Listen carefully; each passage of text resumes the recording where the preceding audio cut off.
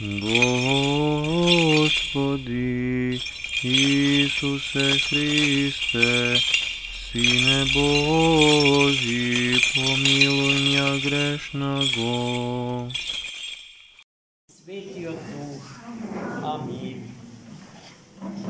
Возлюбени во Христа Бога, брати и сестри, еве го крајот од петтата седмица на великиот пасхален пост, кој што е голем и кој што е свет, бидејќи приведува во спасение, така што не соочува со најголемата победа што во историјата на човештвото можеше да се постигне.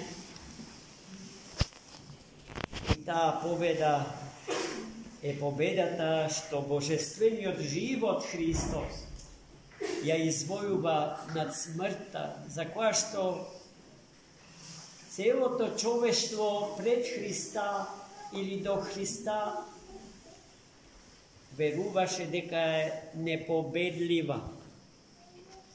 Смртта како најголем и непобедлив непријател на животот. Поради што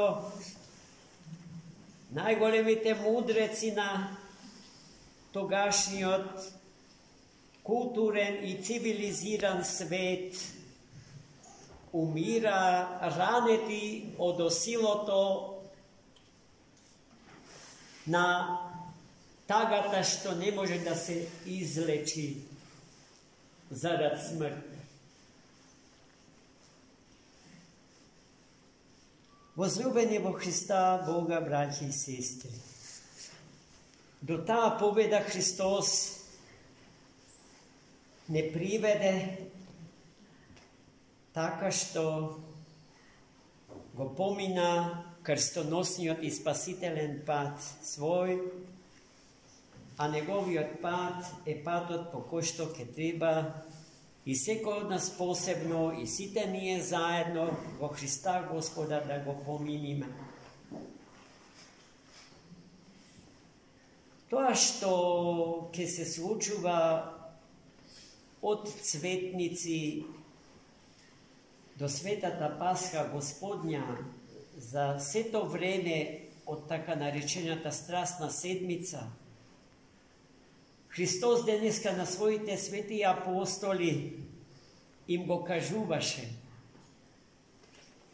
во детали, патувајќи Христос со своите 12 ученици накај Ерусалим.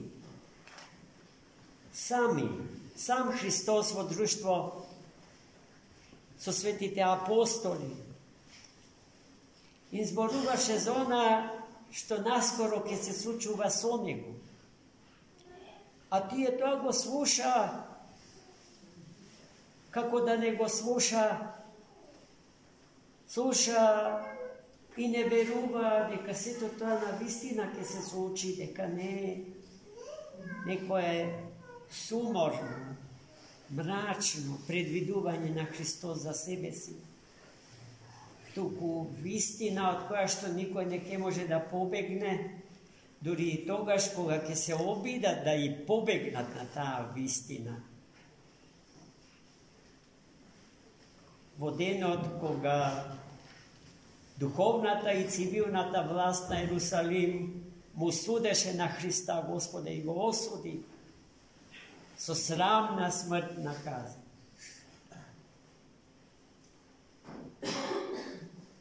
И откако се што требаше да им каже на своите ученици со намера да ги подготви за тоа што потем ќе се случува, светите апостоли Јаков и Јован му пристапија на Христос и заборавајќи за се што чуја од устата Христова, го прашаа дали ќе можеме ние Учителю, мил, сакам, најсакам, равуни. Да застанеме едниот од нас двајцата, синовите на Стариот Завет, едниот од твојата десна страна, а другиот од твојата лева страна. И Христос им кажа дека за да се случи тоа, ќе треба да размислат дали ќе може да ја испијат чашата што Христос ќе ја пие и дали ќе може да се крстат со крштенијето со кое што ќе се крсти Христос. И тие без многу двоумење му кажа дека ќе може. А Христос им кажа дека дури и да може да ја испијат чашата негова и да се крстат со крштенијето негово, дури и дека ќе ја испијат и дека ќе се крстат со крштенијето негово, ама не ќе може тој да им вети седење од десната и од левата страна негова, бидејќи тој суд е суд на Пресвета Тројица. Таа е таа што ќе го каже секому од нас посебно. Кому каде е местото.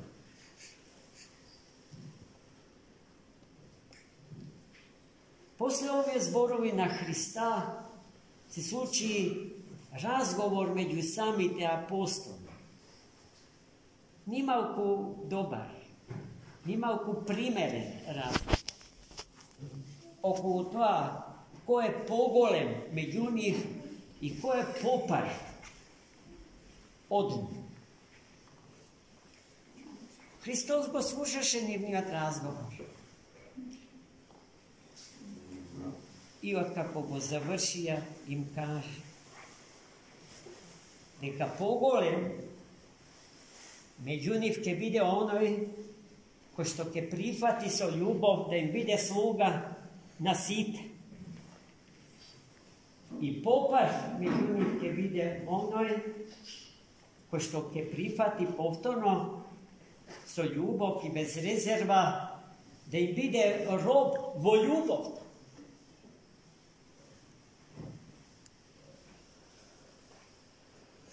И гледајте, тие зборови Христови никогаш не се упатени само кон еден или двајца.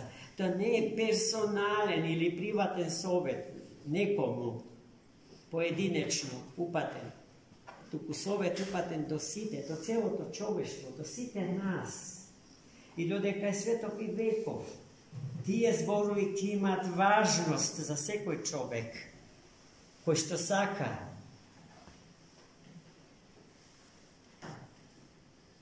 да учествува во таа спасителна трка, во која што на крајот од трката победникот го добива венецот на славата Господня. И тоа не подразбира кариера, сопки на патото спасението, итрини, лажги, превари. Туку, за да се биде поголем од сите, треба да се прими крстот на слуга на сите. И кој сака да биде прв, ќе сака да го прими крстот спасителен на оној кој што сака да им биде роб на сите во љубовта и во служењето од љубов. Самиот Христос овие зборови ги потврди со својот собствен пример, зашто крајот на евангелското четиво Христос го завршува со заклучокот дека и тој самиот, како син на живиот Бог, како воплотен Логос Божи, како Месија, како спасител на светот и на човекот, не дојде за да му служиме, туку дојде за да ни служи.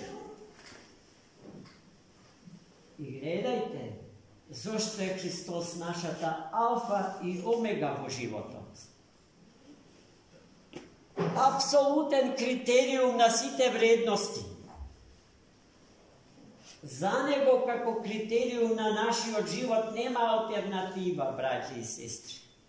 Нема замена, нема избор. Со нешто второ, за нешто второ, со нешто трето или за нешто трето. Зашто тој чувме дека е патот, вистината и животот наш. Христос Бог да не благослови, особено во ова вечер, во ова ноќ, во која што го осетивме, ја осетивме состојбата на духот во положба на мистерија тремендум. Трепетот на душата наша и трепетот на срцето наше го чувме онака како што светите апостоли денеска, патувајќи со Христос нагорно кон Ерусалим, слушајќи ги неговите свети и спасителни зборови. И ние да сме им пример на сите околу нас, со нашиот безпрекорен христијански живот. Кога ќе го имаме тој живот, чист и безпрекорен? Кога нашите срца ќе бидат добри и чисти.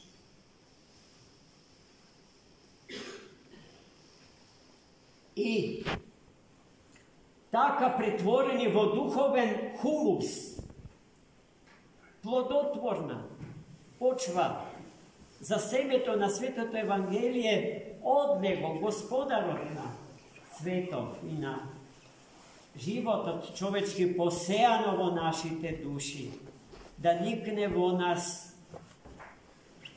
и да не преобрази во пример за сите други.